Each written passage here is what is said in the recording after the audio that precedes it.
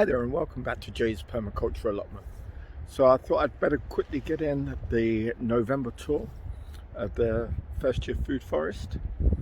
So let's crack straight on with it. Around. So as you can see, everything's dying back now. So we've still got some greenery with the kale. So this is red Russian kale. So we're getting regular harvests of these. Still some beetroot growing in there. All the strawberry plants you can see at the base. Now as you can see, I need to do some weeding, but there's no point just leaving compost exposed to the elements. So once I've got some more leaf mold, then I will take the surface weeds out and then leaf mold on top of that. So I've put a couple of new plants in here. So this is just a baby red love apple tree. You can just see it's tiny. It's only about 2.5 foot, if that. But that'll fill out that space. And then you got the terrific.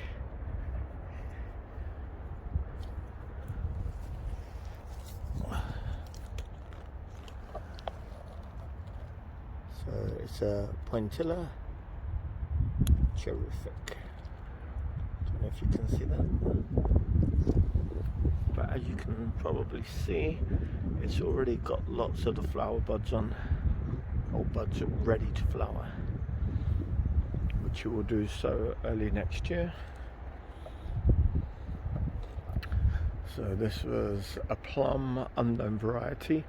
I know it's supposedly a cooking plum, and it's purple on the outside and golden on the inside.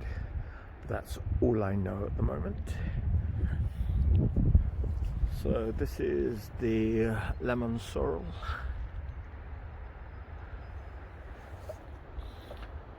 So I'm quite surprised. This is my dwarf peach tree.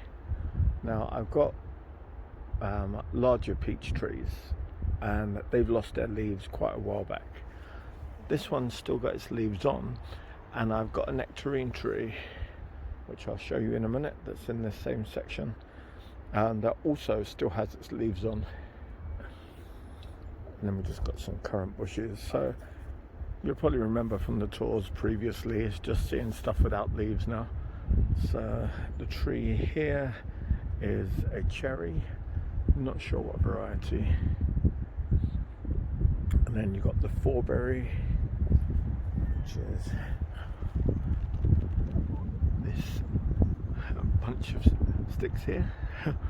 That one's the amber variety, and this one's the black variety. So fourberry as in the number. So these are my cannas. Now I've deliberately left the tops on because I'm sure insects will benefit from having something to hide in, because you get beneficial insects as well as the negative ones. So as long as you've got the beneficial ones that are going to prey on the ones you don't want, it's all good. It's when you upset the balance that we have problems. But as you can see, everything else has gone back to stick. Even the figs. So I've got more kale. So it's hyssop down here. Still trying to flower, bless it. Then the Australian mountain pepper. Is this one here?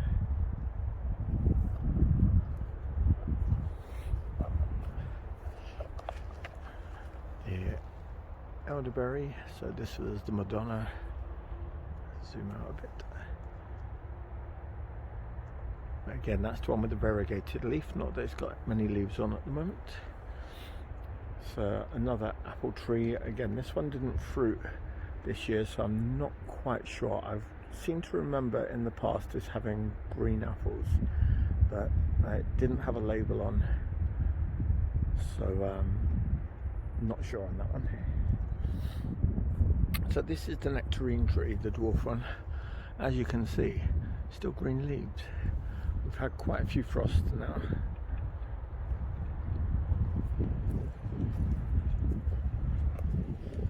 Perennial onions, blueberry,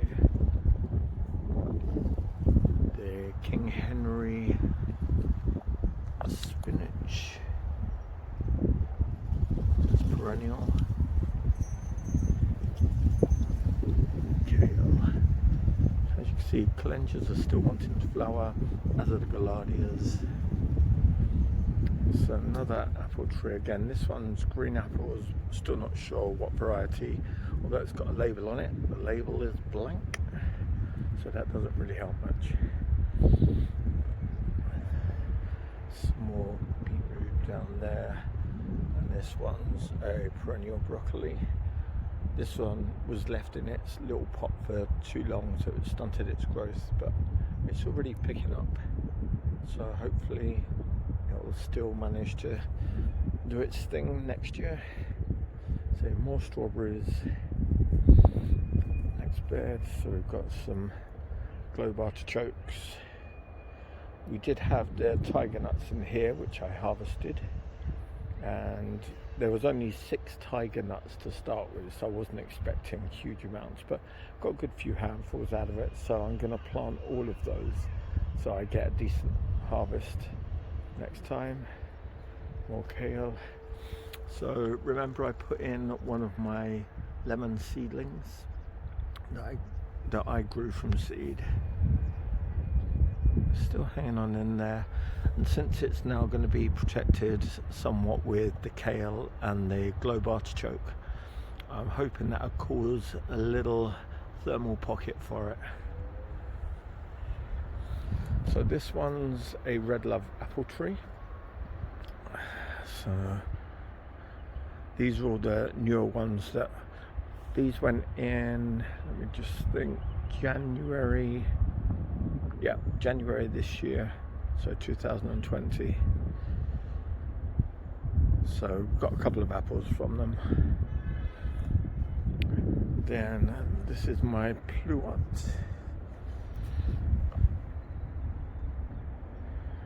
It's quite dark lighting wise at the moment, it's not the best for filming. As you can see, it's got all the fruiting spurs on. Some of the Canna edulis, well, Canna indica, but I've been informed that it is also edible. So sage, another fig,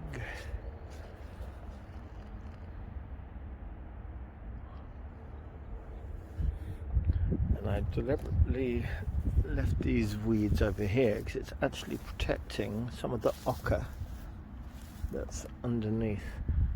So ochre, the edible tubers, New Zealand yam as they call them. Next bed, some calendulas still in flower, some beetroots, some perennial onions, bush cherry, and again it's got some fruiting spurs on. So this little bush cherry didn't fruit last year. Don't know if you can see.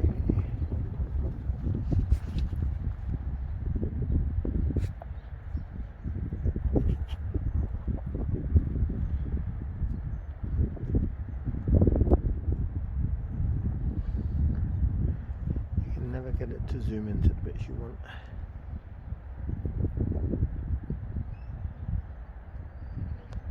There you go. There's some fruiting spurs. So probably only be a couple on there, but some's better than none. So this will grow up to a maximum of, I believe it's 1.8 meters. Might go slightly above, but at least you can always reach it because it's a bush variety rather than grafted. It actually is growing on its own rootstock. There's another blueberry down behind here.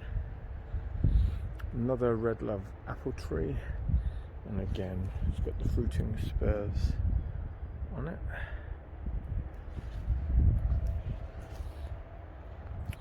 And just an Aquilegia that the site manager actually gave to me.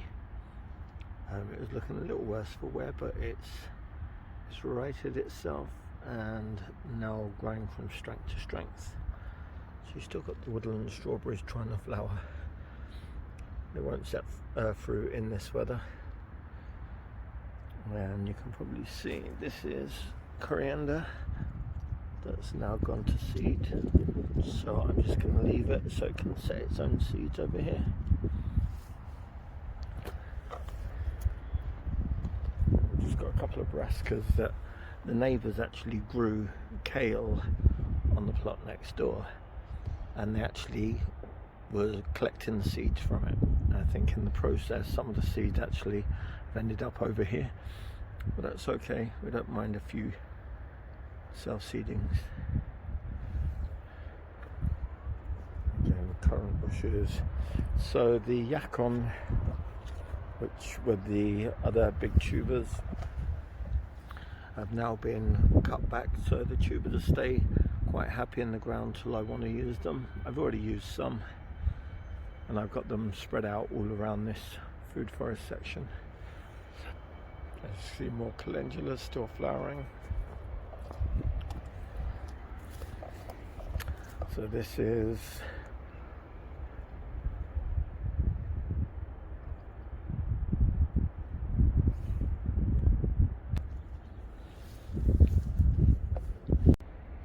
and we've got more tomato lychee. You can see it's even still flowering. And then this was just the apple tree from seed. There's just some red mustard coming up in between here.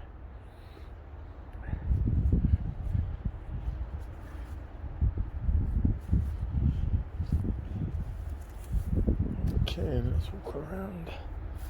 So this was just a cosmos, so that'll be coming out. And then this one is actually the cherry, so it's a Stella cherry.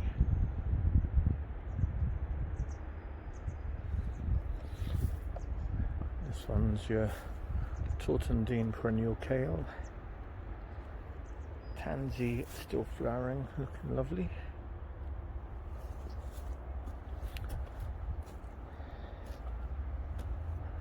So we've just got some flowering plants in here.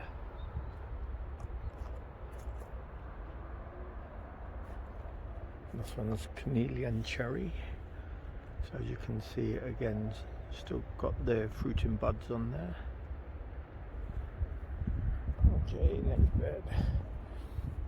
So the jujube tree didn't grow much this year. Came to life and it flowered. Didn't set any fruit, but I wasn't expecting it to this year.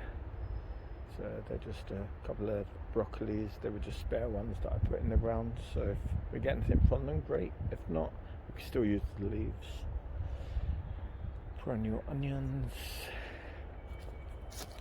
calendula, gaillardia. Actually another lemon hiding under here.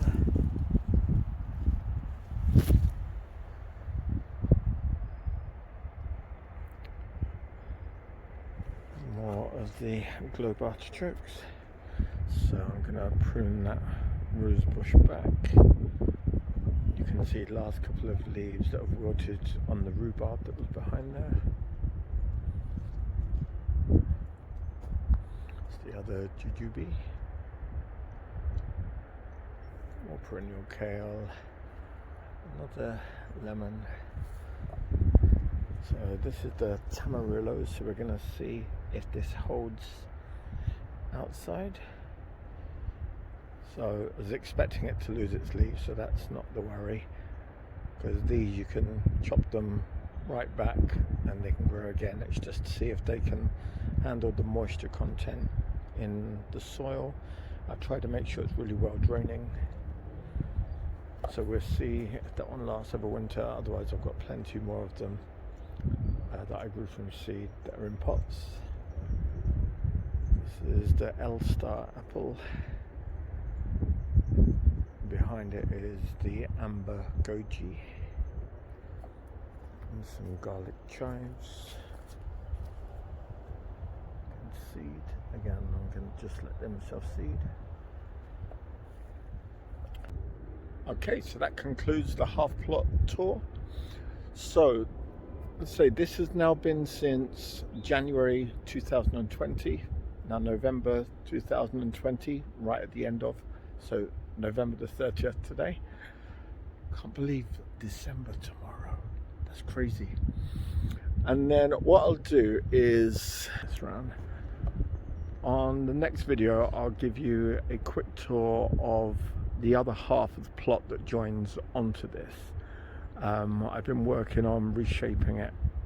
Still got a lot of work to do, but now at least I can walk through from one plot into the other, and it feels a bit more, there's a bit more continuity to it. So until next time, first of all, don't forget, like, share and subscribe. The likes are really appreciated, and any comments as well. If you've got any future ideas for videos, please do let me know, or if you've got any questions, again, shoot them through to me. If you have Instagram, it's Jay's Permaculture Allotment, so basically the same as this, but it's Jay's_Permaculture Allotment, and you'll find me on there. So I put videos on here on the YouTube, but I do post virtually daily on the Instagram as well. So until next time, bye for now.